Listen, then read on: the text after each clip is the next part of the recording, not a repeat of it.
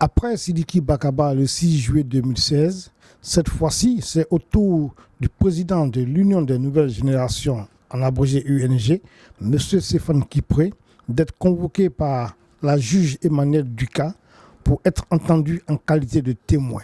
Ce jour, mardi 19 juillet 2016, à 10h, suite à la plainte de M. Joël Nguessan et de l'État de Côte d'Ivoire contre M. Sidiki Bakaba.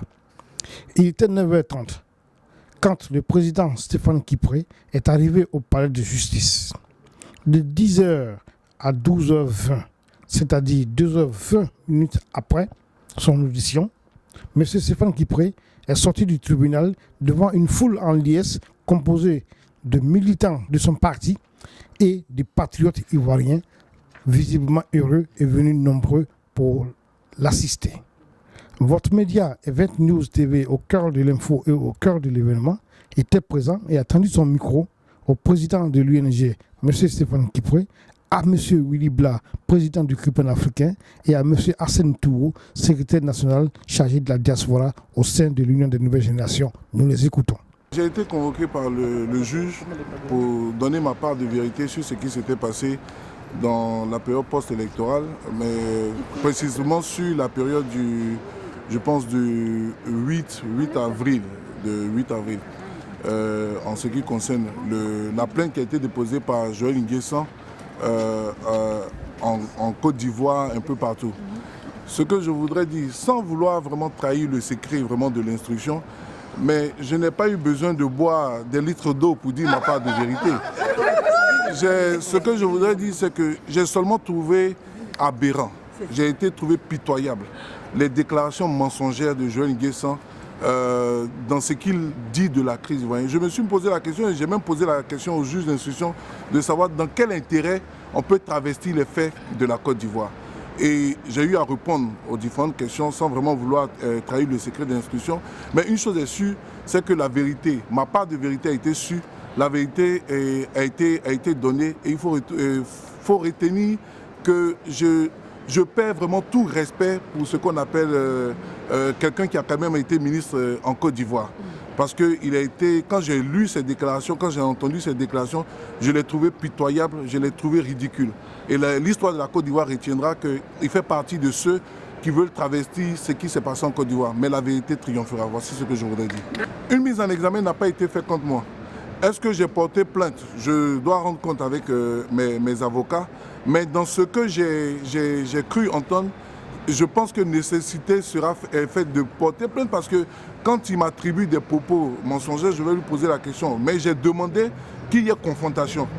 Parce que quand on n'a pas peur, quand on est dans la vérité, on ne se cache pas derrière des procédures. Donc j'ai demandé qu'il y ait confrontation pour qu'il dise sa part de vérité, que je le regarde droit dans les yeux pour lui dire qu'il n'est que ridicule menteur. Voilà. Je pense que ce qui justifie ma présence ici, c'est d'abord nos liens de fraternité. C'est d'abord le lien qui unit tous les enfants de Côte d'Ivoire face à cette imposture sarko-dramanienne qui s'est muée, qui s'est transformée en un vrai drame ouattarien, et une vraie malédiction ouattarienne, j'allais dire. Et nous sommes tous éligibles à cette injustice.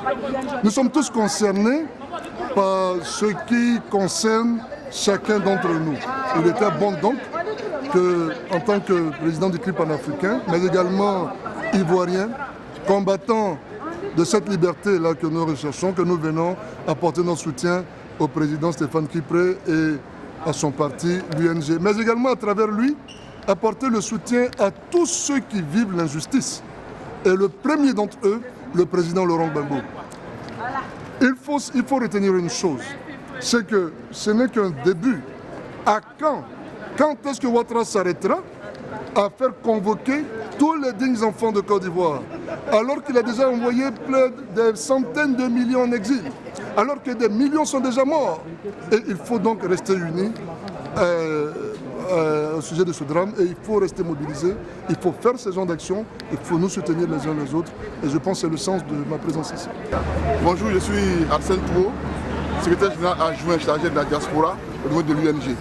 Ce matin, ce jour, mardi 19 juillet 2016, nous sommes venus ici au tribunal de Paris pour accompagner le président Stéphane Kipré qui répond à une convocation qui lui a été adressée par les juges français, mais à la suite d'une commission rogatoire qui a été enclenchée par la justice ivoirienne.